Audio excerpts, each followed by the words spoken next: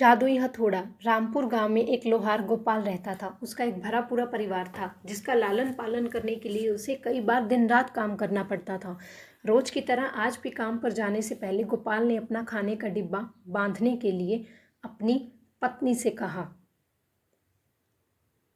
पत्नी जब डिब्बा लेकर आई तो गोपाल ने कहा, मुझे आज आने में देर हो जाएगी, शायद मैं रात को ही आऊं। इतना कहकर गोपाल अपने काम पर निकल गया। काम पर जाने का रास्ता एक जंगल से होकर गुजरता था। वहां जैसे ही गोपाल पहुंचा उसे कुछ आवाज़ें सुनाई दी। जैसे ही गोपाल कुछ पास गया तो उसने देखा कि एक साधु भगवान का मंत्र जपने के साथ ही हंस रहा है।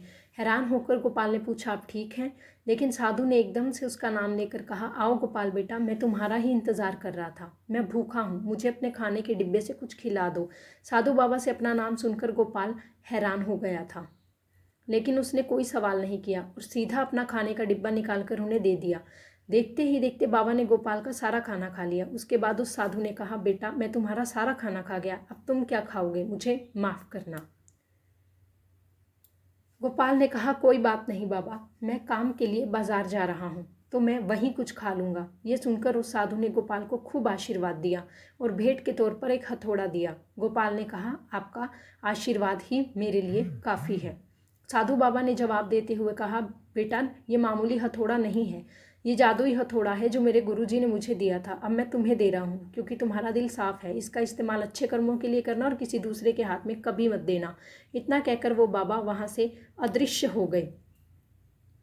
गोपाल अपने हाथों में हथौड़ा लेकर बाजार काम करने के लिए चला गया। औजार बनाने से पहले उसके दिमाग में आया कि आज इसी हथौड़े से लोहा पीटता हूँ। जैसे उसने हथौड़े पर चोट मारी वो सीधा औजार बन गया। दूसरी चोट में लोहे के बर्तन बन गए। राम गोपाल समझ गया कि यह सही में जादुई हथौड़ा है। वो जो बनाने की सोच के साथ लोहे पर चोट मारता, लोहा सीधा वही बन जाता। जादुई हथौड़े की वजह से उसका काम जल्दी खत्म हो गया और वो अपने साथ ही जादुई हथौड़े को घर ले आया। इसी तरह रोज गोपाल इस हथौड़े से जल्दी काम खत्म कर लेता और कई बार ज़्यादा बर्तन बनाकर उन्हें गांव वालों को बेच देता।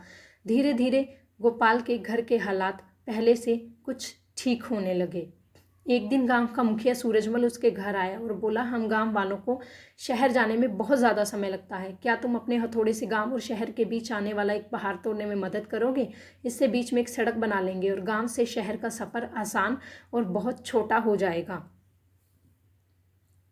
सूरजमल की बात सुनकर गोपाल ने उस जादुई हथौड़े से उस पहाड़ को तोड़ दिया। मुखिया और गांव के लोग बहुत खुश हुए और उसे खूब शाबाशी दी। पहाड़ तोड़ने के बाद घर लौटते समय लोहार के मन में आया कि इस जादुई हथौड़े से मेरा काम जल्दी हो जाता है, लेकिन इससे मुझे कुछ ज़्यादा फ़ायदा नहीं हो रहा है। इसी सोच में डूबा हुआ लोहार घर जाने की जगह दुखी होकर जंगल की तरफ चला गया। उस जगह में वहीं साधु बाबा लोहार को दोबारा दिखा। लोहार ने उन्हें अपने मन की सारी बातें बता दी।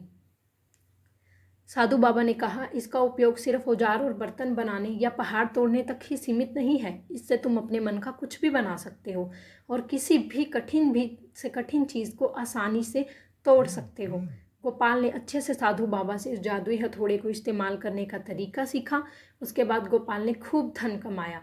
आज गोपाल एक अमीर आदमी बन गया है। अभी भी जब भी उसे ज़रूरत महसूस होती है उस जादुई हथौड़े का इस्तेमाल कर लेता है। कहानी से सीख, चाहे कोई भी वस्तु हो या दिमाग, इनका उपयोग पूरी तरह से करना चाहिए। साथ ही अपने पास मौजूद सामान का मोल समझना ज़रूरी है। चीज़ों को समझे बिना कभी काम नहीं बनता।